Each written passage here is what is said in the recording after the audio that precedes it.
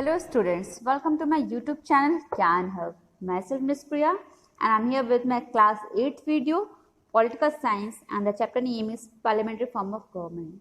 In this video we are going to discuss what is parliamentary form of government, why we need a parliamentary form of government, what are its key features and what are their functions. So please stay tuned with me and मेरी video अगर आपको पसंद आए तो subscribe करना मत भूलिएगा and if still you guys are facing any problem, please make sure to comment me in the comment box. Now moving further, why parliamentary form of government? क्यों parliamentary form of government की हमें requirement है? So the answer is the framers of the constitution choose the parliamentary form of government for India because they realized that the success of democracy depends on the participation of the people in the governance of the country. They would need to elect representative who would act on their behalf. This representative form the parliament.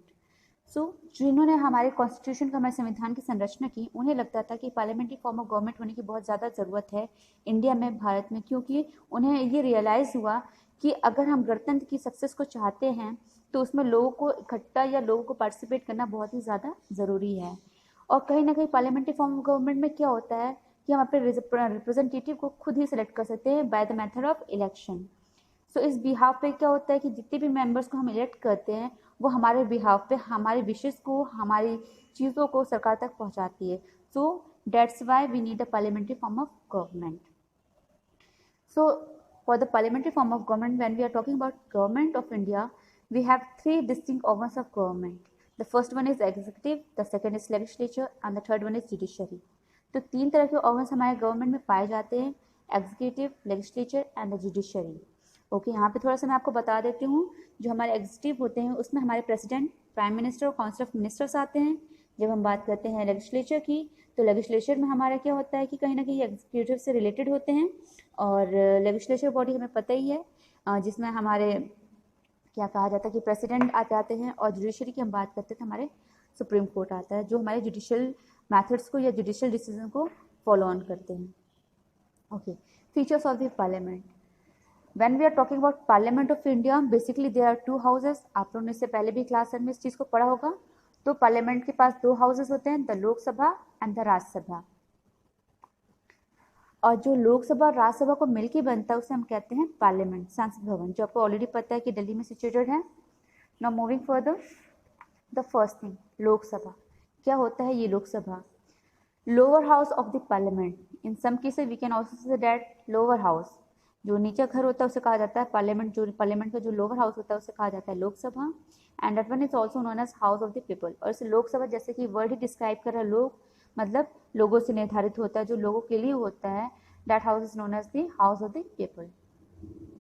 As you already know that Lok Sabha is also known as the house of the people, it is the lower house of the parliament. Okay, the members of the Lok Sabha elected directly by the people through elections. जो members होते हैं लोकसभा के वो जनता के द्वारा elect किए जाते हैं directly. And the total number of the parliament member is 552। Lok Sabha में टोटल जितने भी इलेक्टोरेट्स पार्टिसिपेट करते हैं वो होते हैं 552। यहाँ पे मैं आपको थोड़ा सा बताना चाहूँगी कि 530 मेंबर्स जो होते हैं वो क्या होते हैं, जो हमारे स्टेट्स हैं वहाँ से सिलेक्ट करती है जनता, और जो 20 मेंबर्स होते हैं वो हमारे यूनियन टेरिटरीज से होते हैं। ओके, और बाकी के जो 2 मेंबर्स होते हैं वो हमारे प्रेसिडेंट सेलेक्ट करते हैं। तो जब हम प्रेसिडेंट की बात करते हैं तो 2 मेंबर्स प्रेसिडेंट ने सेलेक्ट कर लिया, 20 यूनियन टेरिटरीज होते हैं, 530 जो होते हैं वो हमारे डिफरेंट स्टेट से बिलोंग करते हैं। इन टोटल हमारा हो गया 552। Okay, the president can nominate 2 members from the Anglo Indian community.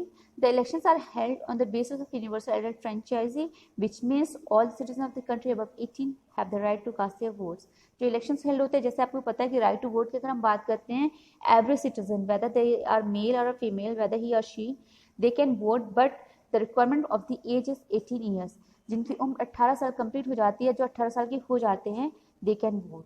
Okay, अब हम बात करते हैं क्वालिफिकेशन ऑफ मेंबर्स। मतलब लोकसभा में अगर किसी को मेंबरशिप लेनी है, किसी को इलेक्ट करवाना है, तो उनके लिए क्या क्या क्वालिफिकेशन होना रिक्वायर्ड है। Any citizen of India 25 years above can contest the Lok Sabha election.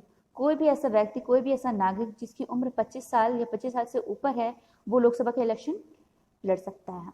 The person should not be mentally unsound और डिक्लेयर्ड बैंकक्रप्ट।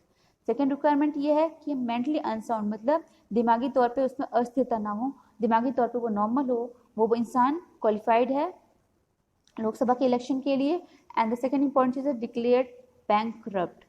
कोई भी ऐसा व्यक्ति जो सरकार की तरफ से या बैंक की तरफ से बैंकरप्ट मतलब दिवालिया घोषित ना हुआ, वो इलेक्शन लड़ सकते हैं लोकसभा के लिए। And third point is he और she must not hold any office of profit, और उनका कोई भी ऑफिस ऑफ प्रॉफिट नहीं होना चाहिए। अब बात कर लेते हैं उनके टेन्योर की, मतलब उनका कार्यकाल का समय कितना होता है। The Lok Sabha serve a term of 5 years। एक चीज़ यहाँ पे बताना चाहूँगी, आप आगे तो जानेंगे ही, बट इसमें भी समझ लीजिएगा कि जो टेन्योर होता है ये भी एक इंपॉर्टेंट टर्म होता है। ये इलेक्ट किसके द्वारा किए जाते हैं, टोटल मेंबर्स पूछे जाते हैं। And the second question which comes from this Lok Sabha section is the tenure, मतलब इनके कार्यकाल की सीमा या समय कितना होता है। The Lok Sabha serves a term of 5 years। जो लोकसभा का जो मेंबर्स होते हैं वो 5 साल के लिए वर्क करते हैं। If due to some reason, किसी कारणवश the government fails to enjoy the support of the majority of the members, अगर उन्हें मेजॉरिटी नहीं मिल पाती है मेंबर्स की पार्लियामेंट में, सांसद भवन में अगर उन्हें मेजॉरिटी नहीं मिलती है, the president can dissolve the parliament and call for fresh election. तो हमारे जो प्रेसिडेंट होते हैं वो चाहे तो उस पार्लियामेंट में जितने भी मेंबर्स जो बचे हुए हैं, अगर उन्हें मेजॉरिटी नहीं मिल रही है तो वो उसको डिसॉल्व कर देते हैं और एक नए इलेक्शन के लिए पुकार लगा सकते हैं। Now the members of the Lok Sabha. For the purpose of election, the country is divided into constituencies. सिर्फ इलेक्शन को मद्देनजर रखते हुए हमारे देश में जो विभाजन हुआ है उनको क्या कर दिया गया है, कॉन्स्टिट्यूंसीज में डिवाइड कर दिया गया है। From each constituency 1 member for 1 seat in Lok Sabha can be elected. हर एक कॉन्स्टिट्यूंसी से सिर्फ एक ही मेंबर है जो लोकसभा की सीट के लिए इलेक्ट हो सकता है या इलेक्शन फाइट कर सकता है। For that 1 seat candidates from different political parties contest, और सिर्फ एकमात्र एक सीट के लिए डिफरेंट पॉलिटिकल पार्टीज है लाइक बीजेपी, सपा, कांग्रेस, इन तरह की पॉलिटिकल पार्टीज से सिर्फ एक ही मेंबर उस सीट के लिए अवेल कर सकता है। Candidates who do not belong to any political parties are independent candidates can also contest. कोई भी ऐसा कैंडिडेट जो किसी भी पॉलिटिकल पार्टी से समझौता नहीं रखता है या किसी भी पॉलिटिकल पार्टी से नहीं है और इंडिपेंडेंट कैंडिडेट है, जो अपने पे निर्भर है, इंडिविजुअल कैंडिडेट है, वो भी इस लोकसभा के इलेक्शन के लिए फाइट कर सकता है, कॉन्टेस्ट कर सकता है। After election, the candidate who get the maximum number of votes in a constituency is declared elected from that constituency. कोई भी ऐसा इलेक्टेड कैंडिडेट अगर वो बहुत भारी मात्रा से विजय होता है, जीतता है, भारी मतों से जीतता है मतदान के बाद, तो वो कॉन्स्टिट्यूंसी उसकी डिक्लेयर कर दी जाती है और उस कॉन्स्टिट्यूंसी से जिस भी स्टेट से वो बिलोंग करता होगा वहाँ से उसे मेंबर बना दिया जाता है। So the members are also known as MPs. तो कहीं ना कहीं उन्हें किस नाम से जाना जाता है, member of parliament means MPs के नाम से जाना जाता है। The party that wins the maximum number of seats from the government, और जो भी पार्टी के मेंबर सबसे ज़्यादा, लाइक इलेक्शन की अगर हम बात करते हैं तो कांग्रेस हुआ, बीजेपी हुआ, सपा हुआ, सब में से सारे मेंबर्स क्वालिफाइड किए गए, उन्हें मौका दिया गया कि वो इलेक्शन में कम्पिटिट कर सकें। उस कम्पिटिशन के बाद जितने भी मेंबर्स जीतते हैं उन्हें काउंट किया जाता है कि मतलब किस पार्टी से सबसे ज़्यादा इलेक्शंस विन किए गए हैं, और फिर उन्हीं की सरकार हमारे लोकसभा में आती है।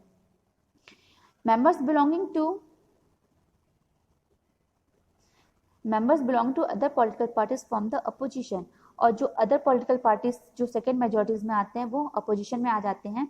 When one single party doesn't win clear majority of seats in the parliament, two or more parties came together to form a coalition government। क्या होता है जब कोई एक सिंगल पार्टी ज़्यादा मतों से नहीं जीत पाती, मेजॉरिटी से नहीं जीतती है, तो अगर वो चाहें तो 2 या 3 पार्टी को अपने संग मिला के एक क्या करते हैं, कोलिशन गवर्नमेंट को फॉर्म कर सकते हैं, मतलब 2 या 3 पार्टी को आपस में मर्ज करके एक नई गवर्नमेंट बना सकते हैं, बट उसके संग दूसरी पार्टी की रजामंदी होना ज़रूरी है।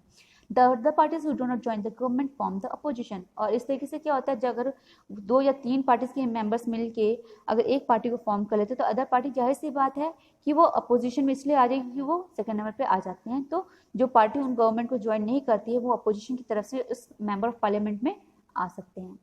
The members of the Lok Sabha elect speaker and the deputy speaker. अगर हम बात करते हैं इलेक्शन की, अगर हम बात करते हैं इलेक्शन इलेक्ट करने की, तो लोकसभा स्पीकर और डिप्टी स्पीकर को इलेक्ट करते हैं।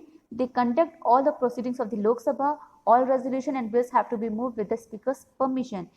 जब हम किसी भी इलेक्शन के थ्रू डिप्टी स्पीकर और स्पीकर को जब हम इलेक्ट करते हैं तो जो उनकी कंडक्टिविटी होती है वो ये होती है कि वो हर तरह के रेजोल्यूशन के, हर तरह के बदलाव को, हर एक तरह के नियम को लागू कर सकते हैं। और मनी बिल स्पेशली हमारी लोकसभा से ही पास होती है और वो सिर्फ स्पीकर के परमिशन के थ्रू ही मूव ऑन आगे कर सकती है। मतलब जो भी हम मनी बिल को पास ऑन करते हैं, when the speaker gives the permission, जो लोकसभा के जो स्पीकर होते हैं जब वो परमिट करते हैं उसके बाद ही उस मनी बिल को हम आगे फॉरवर्ड करते हैं फर्दर प्रोसेस के लिए। Now our next section is Rajya Sabha. Rajya Sabha is also known as the upper house of the parliament and also called as the council of states. अगर हम बात करते हैं काउंसिल ऑफ स्टेट्स की तो उन्हें हम राज्यसभा को ही कहते हैं, और अपर हाउस जो पार्लियामेंट का होता है उन्हें हम राज्यसभा के नाम से जानते हैं। Rajya Sabha is also called the council of states. It is the upper house of parliament. Members of the Rajya Sabha are not directly elected by the people. जैसा कि यहाँ पे हमें देखने को मिल रहा है, राज्यसभा को हम दूसरा जो नाम देते हैं वो होता है काउंसिल ऑफ स्टेट, और लोकसभा को हम क्या कहते हैं, the house of people. Lok Sabha is known as lower house and Rajya Sabha is known as upper house of parliament. जो राज्यसभा के जो मेंबर्स होते हैं वो डायरेक्टली लोगों के द्वारा चयनित नहीं किए जाते हैं। और हमने एक चीज़ और नोटिस की थी कि लोकसभा में टोटल मेंबर्स कितने थे, 552। ओके, एंड यहाँ पे कितने मेंबर्स है, देयर आर 250 मेंबर्स। नॉर्मली क्या होता है, इस तरह के क्वेश्चन हमारे कॉम्पिटेटिव एग्जाम्स में आते हैं और पूछा भी जाता है कि राज्यसभा में कितने मेंबर्स होते हैं, या फिर ये पूछ सकते हैं लोकसभा में कितने मेंबर्स होते हैं। तो लोकसभा में 552 एंड राज्यसभा में 250 मेंबर्स, जिसमें से 12 members distinguish in the fields of art, literature, science and social services are nominated by the president. जिसमें से 250 में से जो 12 मेंबर्स होते हैं उनको अलग अलग फील्ड से लिया जाता है, जो आपकी आर्ट कला से, लिटरेचर से, साहित्य से, साइंस विज्ञान से, सोशल सामाजिक विज्ञान से, इन सर्विसेज से जो जुड़े होते हैं उनमें से नॉमिनेट किया जाता है। और उनको नॉमिनेट कौन करता है, प्रेसिडेंट करता है। So they are known as nominated members, और उन्हें जो नाम दिया जाता है उन 12 मेंबर्स को उनका नाम रखा गया है nominated members. The rest of the members are elected by the members of state legislature and an electoral college of the union territories। और बाकी जो मेंबर्स हमारे टोटल 250 में जो बचते हैं 12 के बाद, वो बाकी मेंबर्स इलेक्ट किए जाते हैं जो मेंबर्स ऑफ स्टेट लेजिस्लेचर्स के जो मेंबर्स होते हैं उनके थ्रू इलेक्ट किए जाते हैं। सो यहाँ पे पीपल का कोई भी रूल नहीं है, इसलिए इसको नाम दिया गया है काउंसिल ऑफ स्टेट्स, जो राज्य के द्वारा चयनित किए जाए। इसमें जनता का, हमारे नागरिक का कोई भी यूज़ नहीं होता है, कोई भी रोल प्ले नहीं होता, इस वजह से इनसे दूर रखा जाता है। अच्छा, अभी हमने एक चीज़ देखा था कि जब हम लोकसभा के टेन्योर की बात करते हैं, कार्यकाल की बात करते हैं, तो उनका 5 साल का होता है। The Rajya Sabha is a permanent body. Rajya Sabha को क्या कहा गया, परमानेंट बॉडी कहा गया है। It is never dissolve. अच्छा, लोकसभा में हमने एक चीज़ देखी था कि अगर मेजोरिटी नहीं फ्रेम होती है तो उन्हें डिसॉल्व कर दिया जाता है, नए इलेक्शंस के लिए किया जाता है, फिर से इलेक्शन हेल्ड किए जाते हैं। But when we are talking about Rajya Sabha, तो राज्यसभा परमानेंट बॉडी है, इसलिए इसको कभी भी कोई भी डिसॉल्व नहीं कर सकता है। The members serve a period of 6 years. अच्छा, लोकसभा में 5 साल का टेन्योर होता है और राज्यसभा में 6 ईयर्स का होता है। And 1/3 of the members retire every 2 years. और उसमें जो हमारे जो मेंबर्स कहा जा रहा है, टोटल मेंबर्स अभी कितने हमने पढ़े हैं, 250 मेंबर्स। 250 मेंबर्स का जो 2/3 पार्ट होता है आपका, उसमें 1/3 पार्ट जो होता है मेंबर्स का, वो क्या होता है, हर 2 साल पर रिटायर होते रहते हैं। ठीक है ना। तो ये जो की पॉइंट मिला है वो हमें ये जानने को मिला कि राज्यसभा परमानेंट बॉडी है, इसलिए से कोई भी डिसॉल्व नहीं कर सकता। इसके जो मेंबर्स होते हैं वो 6 ईयर्स के लिए होते हैं, और जो हमारे जो मेंबर्स होते हैं इसमें, उसके 1/3 पार्ट मेंबर्स जो होते हैं वो हर 2 साल पे रिटायर होते रहते हैं। The vice president of India is the x official chairperson of the Rajya Sabha. Rajya Sabha का चेयरपर्सन कौन होते हैं, वाइस प्रेसिडेंट होते हैं। ठीक है। The chairperson conducts the day-to-day affairs of the Rajya Sabha. The members also elect a deputy chairperson from among themselves. He or she takes care of the affair of the house in the absence of chairperson. Chairperson vice president होते हैं, और chairperson जो होते हैं वो day to day affairs की तरह क्या करते हैं, कंडक्ट करते हैं कि दिन प्रतिदिन क्या क्या चेंजेस हो रहे हैं, क्या क्या हो रहा है, इसके बारे में वो डिस्कस करते हैं राज्यसभा में। और the members also elect deputy chairperson.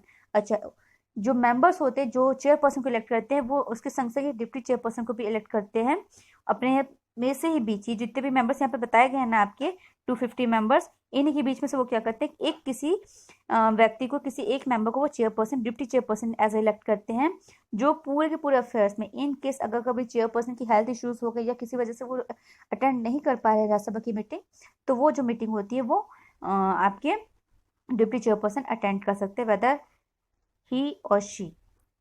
That's all for today's video. I hope कि आपको अभी तक का जो भी मैंने समझाने की कोशिश की है, why the parliamentary form of government, what are its key features, उनके functions क्या होते हैं, उनकी compositions क्या होती हैं, उनका tenure क्या होता है, अब तक आपको समझ में आ गया होगा। ये वीडियो मेरे parliamentary form of government का फर्स्ट पार्ट है, सेकेंड पार्ट हम नेक्स्ट डे पढ़ेंगे। So please those who are watching my video for the first time, मेरी वीडियो को ज़्यादा से ज़्यादा लाइक करके सब्सक्राइब करिए और शेयर करिए। Thanks for watching.